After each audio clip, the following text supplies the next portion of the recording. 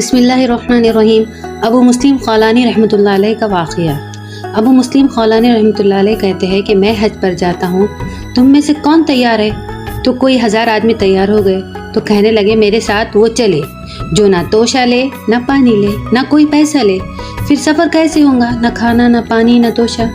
تو فرمانے لگے کہ جس کے مہمان ہیں اسی سے مانگیں گے۔ تو سارے پیچھے ہٹ گئے، کوئی چند 100 ساتھ رہ گئے، ان کو لے کر چل دیے۔ چلتے چلتے تھک گئے، سواریاں بھی تھک گئی تو کہنے لگے ابو مسلم کھلاؤ، بھوکے ہیں ہم بھی اور سواریاں بھی۔ تو ابو مسلم نے نماز پڑھی، نماز کے بعد اپنے گھٹنوں کے بل یوں کھڑے ہو گئے اور ہاتھ اٹھائے، یا اللہ اتنے لوگ کسی بخیل کے در پر جائے تو وہ بھی شرما کے سخی بن جائے، تو سخیوں کا سخی ہے، ہم تیرے گھر کو جا رہے ہیں، تیرے سہارے پر نکلے ہیں، تیرے مہمان ہیں، تو نے بنی اسرائیل کو من و سلوہ دیا، ہمیں بھی دے۔ ابھی ان کے ہاتھ نیچے نہیں ہوئے تھے کہ ان کے خیموں میں کھانے کے دسترخوان بچھے ہوئے پڑے تھے اور ان کے جانوروں کے لیے چاروں کی گٹھیاں بن چکی تھی، چلو بھائی کھا لو۔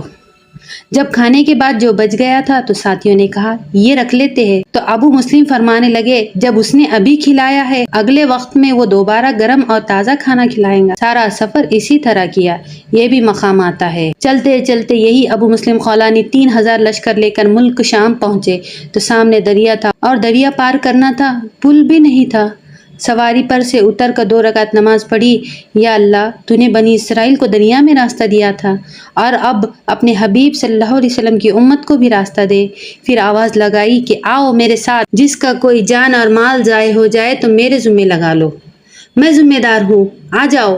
پھر اپنے گھوڑے کو پانی میں ڈالا، اللہ تعالیٰ نے پانی کو مسخر فرما دیا، وہ پانی بھی پہاڑی تھا، پہاڑی پانی پتھروں کو بھی اڑا کے لے جاتا ہے۔ پھر 3000 آدمی یوں ہی دریا کے پار نکل گئے۔ ایک آدمی نے جان بوجھ کر خود اپنا پیالہ دریا میں پھینک دیا۔